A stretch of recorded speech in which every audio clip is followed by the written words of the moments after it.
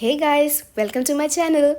So today we are going to discuss a very important branch of chemistry. Yes, it is polymer chemistry. This video will be an introduction to polymer chemistry. So let's get started. So first of all, what are polymers? So polymers are large molecules composed of repeating structural units called monomers. So monomers come together to make a polymer. Some examples of polymers are DNA, cellulose, nylon, polyester, etc. Now, DNA and cellulose are natural polymers which occurs naturally, whereas nylon, polyester, these are synthetic polymers.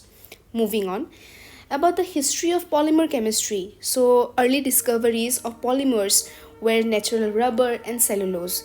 Now, the first synthetic polymer, bakelite. So, bakelite is a polymer of phenol and formaldehyde.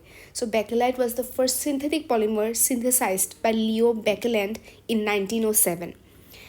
Now, this rise of synthetic plastics, which are also kind of a polymer, were high during the World War II, and polymer chemistry finally became a branch of science in the 20th century. Next on, we have types of polymer. Now, polymer can be of various types based on a few factors. Based on origin, polymers are of two types, natural polymers and synthetic polymers. So in natural polymers, we have proteins and stars, and in synthetic polymers, we have polystyrene, PVC, etc. etc.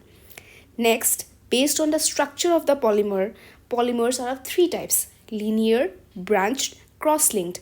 In linear, we have examples like polyethylene, for branched, low-density polyethylene, and for cross-linked, vulcanized rubber. And there are a lot more examples. Based on polymerization process, based on the process of how they are formed, we have two types of polymer, addition polymers. Please excuse my mistakes here. It is not additional polymer but addition polymer. So addition polymer, example of addition polymer is polyethylene, which simply occurs by addition of monomers, and condensation polymers example is nylon 6,6. Now types of polymerization. Now what are the types of polymerization? So first, addition polymerization. Here monomers add to each other without loss of atom.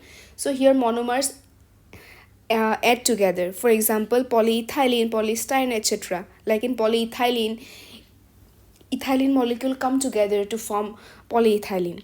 In condensation polymerization, monomer combine with the elimination of small molecules such as water. For example, nylon, polyester, etc. So it is very common in this condensation polymerization where two monomers come together and with the elimination of water molecule they form a polymer, for example nylon. Next on, properties of polymer. So what are its properties? What are the properties of polymers? Mechanical properties, it has tensile strength, elasticity, toughness. In thermal properties, we get to know about the melting point. Then there is an important thermal property, which is the glass transition temperature. It is a very important point. So glass transition temperature is basically the temperature at which amorphous polymer transitions from a hard glassy state to a soft rubbery state. Next on, one very important property of polymer which makes it very important to mankind is its chemical resistance. This chemical resistance varies depending on the polymer composition. Example, Teflon is a kind of polymer which is resistant to corrosion. Moving on. Now the applications of polymers. So what are its applications? So it finds an application in various industries. So first of all, in packaging. In packaging, we use polyethylene, polypropylene, polyethylene, terephthalate, etc. In textiles also, nylon, polyester, acrylic are used, which are polymers. For medical devices and equipments, PVC and silicons are widely used. In electronics and electrical engineering, polymers like polyethylene and polyvinyl chloride are used for electrical insulation. In automotive and aerospace, polymers like polycarbonate, acrylonitrile, butadiene, styrene, and nylon are used in automotive parts for their high strength-to-weight ratio, making vehicles more fuel efficient. Even in construction, we use polymers, PVC, polyethylene. These are used in construction for resistance towards corrosion, flexibility, etc.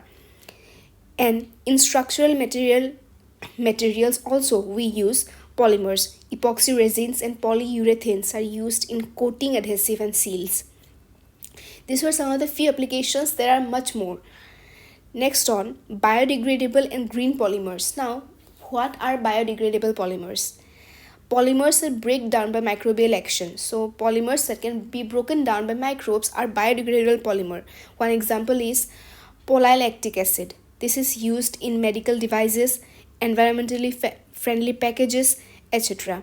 Now, what is green polymer chemistry? So this is green polymer chemistry is very important in today's context. It focuses on reducing environmental impact.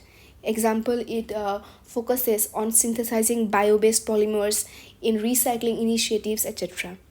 Next, challenges in polymer chemistry. Yes, like every branch of science or every branch of study, here there are also some challenges. So first is environmental concern.